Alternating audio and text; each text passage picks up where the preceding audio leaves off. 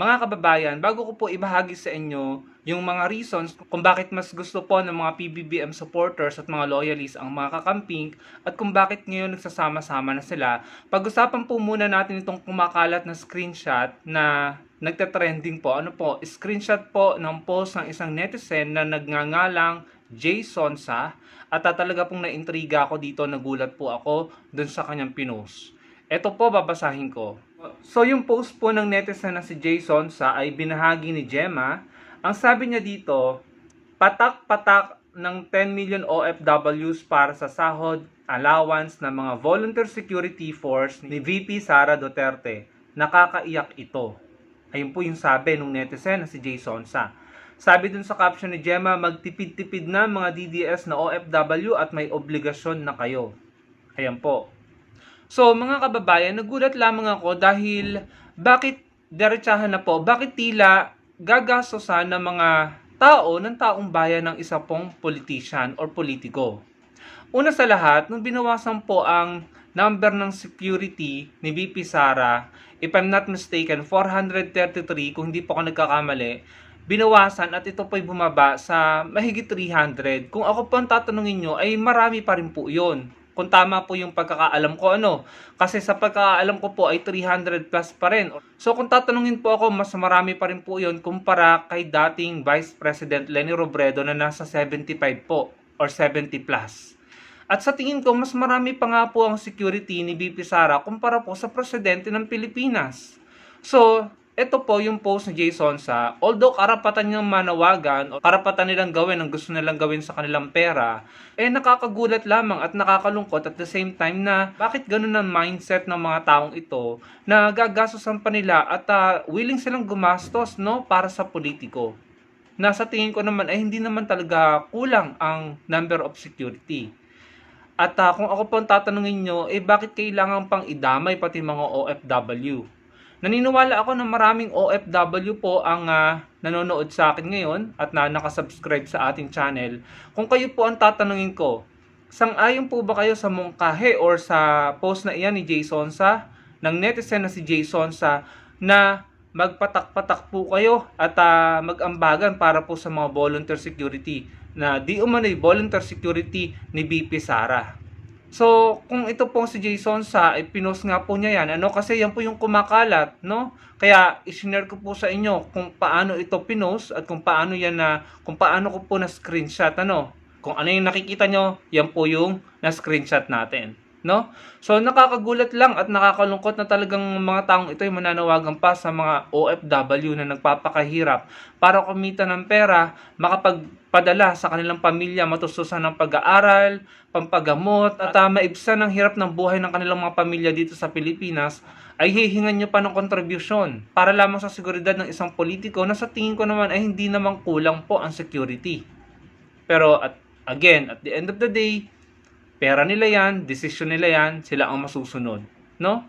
Kaya nga po tinatanong ko kayo, kayong mga kababayan kong OFW na nanonood ngayon, kayo po ba ay papayag at magpa-participate sa panawagang ito ng netizen na si Jason Kayo na lamang po ang magdesisyon. Pero dapat po kasi hindi po politiko ang pinagsisilbihan natin. It should be the other way around. Dapat yung politiko po ang magsisilbi at magsaserbisyo sa atin, mga Pilipino, sa mga constituents niya. Kaya ngayon ko po na-realize na talagang ako po ay hanga sa mga kakamping at proud po ako na naging kakamping. Dahil kahit po kami natalo, ito po ipapakita ko po sa inyo, ito po yung dahilan kung bakit mas gusto talaga ng mga loyalists at mga PBBM supporter ang mga kakamping. Kaya nagkakasundo kami at nagsasama-sama kami kasi meron kaming iisang layunin para sa bansa. Ang mga kakamping at mga loyalists may iisang layunin. Ito ay ang isulong ang kaunlaran ng bansa natin. Si Atty. Leni Robredo at si DepEd, bagong DepEd Secretary Sani Angara ay magkasama po sa launching ng Brigada Pagbasa Partners Network para po matulungan ng ating mga kabataan na makabasa na may comprehension. Yan po ang tulong ng angat buhay nila Atty. Leni Robredo sa ating pong gobyerno, sa gobyerno ni PBBM. Maliwanag na sincere po talaga ang layunin ng Atty. Leni para sa bansa.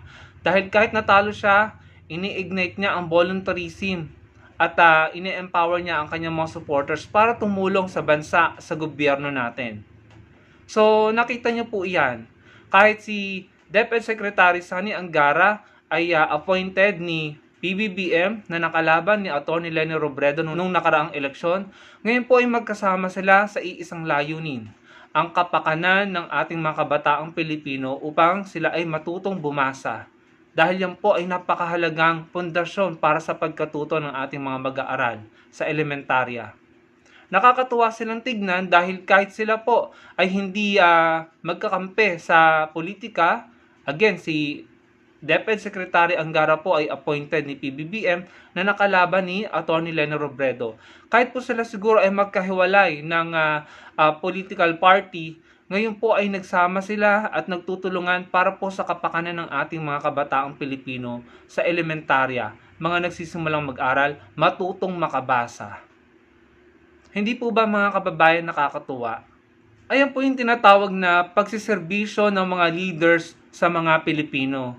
Hindi yung kabaliktaran na yung mga Pilipino pa ang mag-aambagan at magsiservisyo para sa isang politiko. Kayo na po ang magdesisyon at humusga mga kababayan. Kaya natuwa ako noong nagpahayag po si Atty. Leni Robredo ng kagustuhan na makipag-collaboration, makipagtulungan sa gobyerno, sa DOST, at ngayon po sa DepEd para po sa ikatututo ng ating mga kabataang mag-aaral. No? Kaya po ako, kahit ako'y kakamping, natutuwa ako dahil hindi ito pine-prevent ng Pangulong Marcos Jr. na mangyari. Hindi niya pinipigilan na yung mga nakalaban niya ay makipagtulungan sa kanyang gobyerno dahil ito'y para sa kapakanan ng mga Pilipino. Hindi niya ito pine-prevent, hindi siya gumagawa ng kahit ano para lamang mahirapan ang mga taong gustong tumulong sa mga Pilipino. Bagkus wine-welcome niya ito. At hindi ba magandang pangitain yan na yung ating mga pinuno after election ay nagtutulungan? Ewan ko lang doon sa iba na nangunguna sa mga rally-rally. Dahil yan po talaga ang dapat, no? After election, kapag nagtulungan, kaunlaran po ng bansa ang kapalit niyan. At hindi lamang po yan ang ginagawa ni Atty. Leni Robredo at ng Angat Buhay at ng kanyang mga kakamping volunteers. Na mga kakamping, ipinapakita ko po sa inyo ngayon yung mga relief goods, mga relief operation na ginawa ng mga kakamping ng Angat Buhay at yung kanilang medical mission, yung kanilang pamimigay ng malinis na tubig na maiinom sa mga naapektuhan ng bagyo. At yung pong napakarami ng dormitoryo at classroom na ipinatayo ng Angat Buhay nila Atty. Leni Robredo. Andyan po mga kababayan, ipinapakita ko po sa inyo. Yan po ay maganda habang ang ating gobyerno, ang ating Pangulo ay nagtatrabaho. Hindi ba napakagandang tignan na we have a working president and we have someone like Atty. Leni Robredo and her volunteers na tumutulong sa gobyerno, sa Pangulo. Ang kapalit po nito ay kaunlaran. Sineset aside ang mga interes sa politika, inuuna ang kapakanan ng mga Pilipino. Hindi ba magandang tignan at hindi ba maganda sa pakiramdam mga kababayan ko? Sana po lahat tayo ganito at sana lagi tayong ganito na pagkatapos ng eleksyon magtulong-tulong at magsama-sama. Kaya ngayon hindi ko po talaga alam bakit ba sila nagkakaganyan yung kabilang kubol. Nagkakaganyan ba sila dahil nasisiwalat ang mga gawaing sindikato na naliling ang kanilang mga, alam niyo na, ang kanilang mga pinuno doon, ang kanilang mga politiko doon. Naliling sa Pogo, naliling sa mga warehouse na nare-raid, at kung ano-ano pa. Naliling sa mga Chinese na nakakuha ng mga birth certificate dito na hindi naman karapat dapat makakuha. Mga kababayan, sana magtuloy-tuloy po yung pagtutulungan nating mga Pilipino every after election. At sana po yung mga grupo dyan na talaga namang nagtatago pa yung iba at sumusuway po sa batas, abay magbago na po kayo.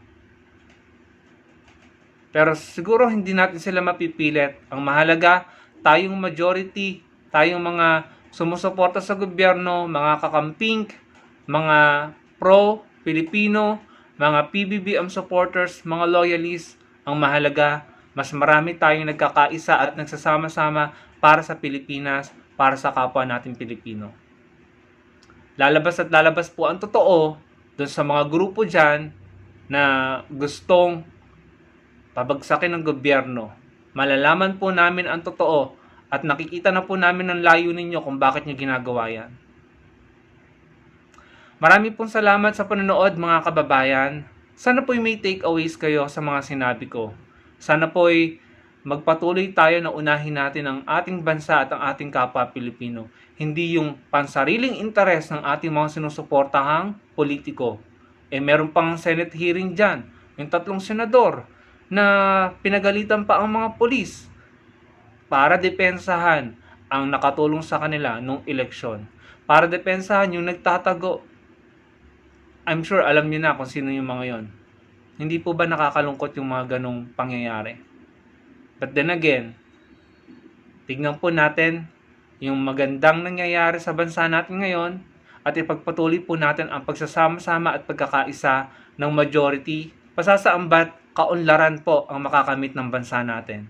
Maraming pong salamat sa panonood. Sana po yung malike ng video natin at makapag-comment kayo at magkita-kita po tayo sa susunod kong video. Maraming pong salamat.